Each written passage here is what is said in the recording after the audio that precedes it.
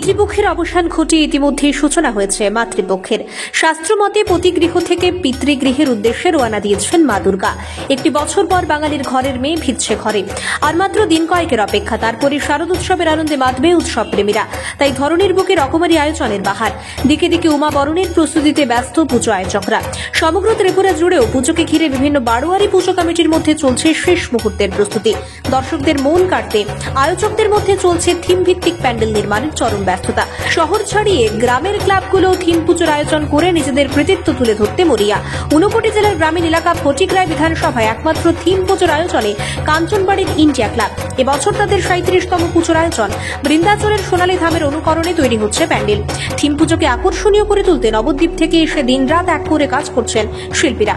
আলোকসজ্জায় থাকছে পশ্চিমবাংলার কারিগররা। স্থানীয় মৃৎশিল্পীর শিল্প নিপুণতায় ফুটে উঠছে দেবীর প্রতিমা।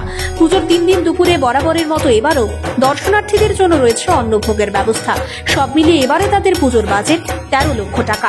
শহর এলাকার মানুষ যেভাবে বরাবর চোখ ধাঁধানো পুজোর আনন্দে মাতেন, সেই মতো গ্রামের মানুষকেও আনন্দ দেবার লক্ষ্যে গ্রামে বড় বাজেটের পুজোর আয়োজন বলে জানিয়েছেন ইন্ডিয়া ক্লাবের যুগ্ম সম্পাদক দীপক সরকার। আমি ইন্ডিয়া ক্লাবের জয়েন্ট সেক্রেটারি দীপক সরকার। ক্লাবের নাম হচ্ছে ইন্ডিয়া ক্লাব। এটা ফটিকরায় বিধানসভার কাঞ্চনবাড়িতে অবস্থিত এবং আমরা এবছর 37তম পূজা করতে যাচ্ছি। আমাদের এবছরের টোটাল বাজেট হচ্ছে 13 লাখ টাকা সামথিং। এবং এবছরের যে প্যান্ডেল হচ্ছে, এটা একটা থিম।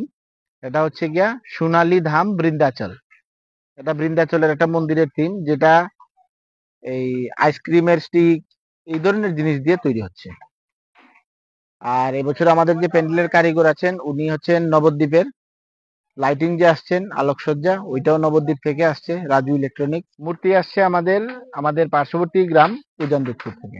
আমরা প্রতি বছরই একটা আশা করি, যেহেতু এটা ফটিকরায় বিধানসভা একটা গ্রামীণ এলাকা, এই এলাকার মধ্যে একটা ভালো পূজা উপহার দেওয়ার আমরা সবাইকে চেষ্টা করি, যাতে গ্রামের মানুষও যাতে শহরের সাথে সাথে আমাদের গ্রামীণ এলাকার পূজাটা তো আনন্দ উপভোগ করতে পারে, সেই ধরনের ব্যবস্থাপনাই আমরা রাখি। আমরা পুজোর 3 দিন এই অত্র এলাকার সবার জন্য প্রসাদের ব্যবস্থা করে থাকি।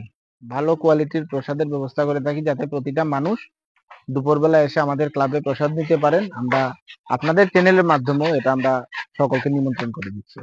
ষষ্ঠী পুজোর সন্ধ্যায় মন্ত্রী সুধাংশু দাসের হাত ধরে উদ্বোধন হবে সোনালী ধাম পুজো প্যান্ডেলের। উদ্বোধনী সন্ধ্যায় বস্ত্র বিতরণ করা হবে বন্যায় ক্ষতিগ্রস্তদের মধ্যে। পুজোর 3 দিন ক্লাব চত্বরে অনুষ্ঠিত হবে বিভিন্ন সাংস্কৃতিক অনুষ্ঠান। চাঁদার জুলুম বন্ধে সরকার প্রধানের বার্তাকে মান্যতা দিয়ে ক্লাব সদস্য এবং স্থানীয় বাজার ব্যবসায়ীদের থেকে সংগৃহীত চাঁদার উপর নির্ভর করে এবারের পুজোর আয়োজন বলে জানিয়েছেন যুগ্ম সম্পাদক। দিন থাকছেন আমাদের শুভ উদ্বোধন থাকছেন, কালচারাল অনুষ্ঠান থাকবে, বস্ত্র বিতরণ, বন্যায় যাদের ক্ষতিগ্রস্ত হয়েছে তাদেরকেও আমরা ক্লাবের পক্ষ থেকে কিছু সাহায্য সহযোগিতার একটা আলোচনা চলছে। তারপর উদ্বোধনী অনুষ্ঠানে আমাদের মধ্যে উপস্থিত থাকবেন ফটিকরায় বিধানসভার জনপ্রিয় বিধায়ক তথা ত্রিপুরা সরকারের মাননীয় মন্ত্রী সুধাংশু দাস মহাশয়। ওনার হাত ধরেই আমাদের প্যান্ডেল উদ্বোধন হবে। সম্প্রতি কিছুদিন আগে ত্রিপুরা রাজ্যে একটা বড় ধরনের বন্যা হয়ে গেছে। তার মধ্যে আমাদের রাজ্যের মুখ্যমন্ত্রীও একটা প্রতিটা ক্লাবের কাছে রিকোয়েস্ট করেছেন, যাতে আমরা চাঁদার বিষয়টাকে একটু সতর্ক হই। তা আমাদের যেহেতু গ্রামীণ এলাকা, চাঁদাটাও বাইরে থেকে কমই আসে। আমাদের ম্যাক্সিমাম কালেকশনটাই হচ্ছে আমাদের ক্লাব মেম্বার এবং অত্র এলাকার কিছু লোকাল ব্যবসায়ী, কাঞ্চনবাড়ি বাজার, এর মধ্যে আমাদের কালেকশনটাকে সীমাবদ্ধ রাখতে হয় এবং সরকারি যা বিধিনিষেধ আছে সবকিছু মেনেই আমরা পূজাটা করছি। তাই অন্যান্য বছরের তুলনায় এবছর কিছুটা সমস্যার মধ্যে আমাদেরকে বাজেটটা নিয়ে একটু করতে হচ্ছে আর কি। নদীর তীরে একদিকে যখন দোলা খাচ্ছে শুভ্র কাশফুল, তখনই বাতাসে ভেসে আসে শিউলি ফুলের সুবাস আরও যেন উদ্গ্রীব করে তুলেছে বাঙালির মনকে।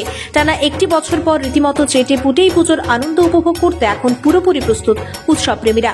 সবশেষে ইন্ডিয়া ক্লাবের এই পুজো দর্শনার্থীদের মন কাড়বে বলে আশাবাদী ক্লাব কর্মকর্তারা। ব্যুরো রিপোর্ট, সত্যের খোঁজে 24 ঘন্টা।